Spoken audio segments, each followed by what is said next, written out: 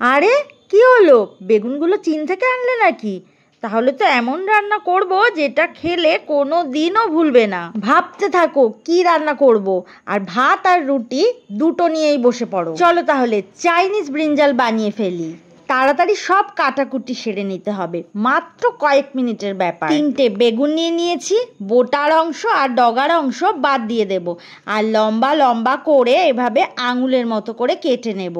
বেগুন আগেই ধুয়ে নিয়েছিলাম, এখন স্বাদ মতো নুন মিশিয়ে দিলাম, আর সাথে গোলমরিচের গুঁড়ো মিশিয়ে দিলাম। 2 টেবিল চামচ পরিমাণ কর্নফ্লাওয়ার দিয়ে দিলাম। বেগুনগুলোর গায়ে ভালো করে মাখিয়ে নেব। কর্নফ্লাওয়ার মাখিয়ে সঙ্গে সঙ্গেই ভাজতে হবে। কড়াইতে তেল দিয়ে দেব, আর তেলটাকে ভালো করে গরম করে নেব। অল্প অল্প করে বেগুনগুলো কিন্তু ডিপ ফ্রাই করে নিতে হবে।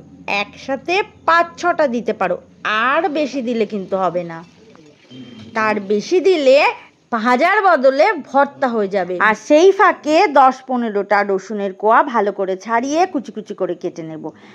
আর একটা বড় পেঁয়াজ এভাবে কুচিয়ে নেব, আর অল্প একটু আদা এভাবে কুচিয়ে নেব। একটা কাঁচা লঙ্কা আর একটা পাকা লঙ্কা কুচিয়ে নেব।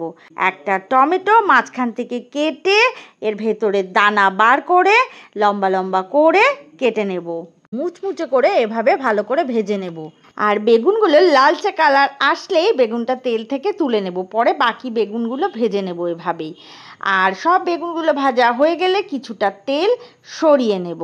আর একটা বাটিতে 3 চামচ পরিমাণ টমেটো সস আর একটা এরকম তেঁতুলের চাটনি এর মধ্যে দিয়ে দেব। এটাকে জল দিয়ে ভালো করে মিশিয়ে নেব। গ্যাসের ফ্লেম মিডিয়ামে রেখে এই কুচিয়ে নেওয়া পেঁয়াজ, আদা, রসুন, কাঁচা লঙ্কা, টমেটো এই বাকি তেলের মধ্যে দিয়ে দেব। সাথে দিয়ে দেব স্বাদ মতো নুন। 1 মিনিট ভালো করে নেড়ে নেব। এবার একটু রং আর ঝালের জন্য এখানে দিয়ে দেব 1 চামচ লঙ্কার গুঁড়ো, আর এই লঙ্কার গুঁড়ো ভালো করে মিশিয়ে নেব। আর এবার দিয়ে দেব টমেটো সসের মিশ্রণ, ভালো করে মিশিয়ে ফুটতে দিতে হবে।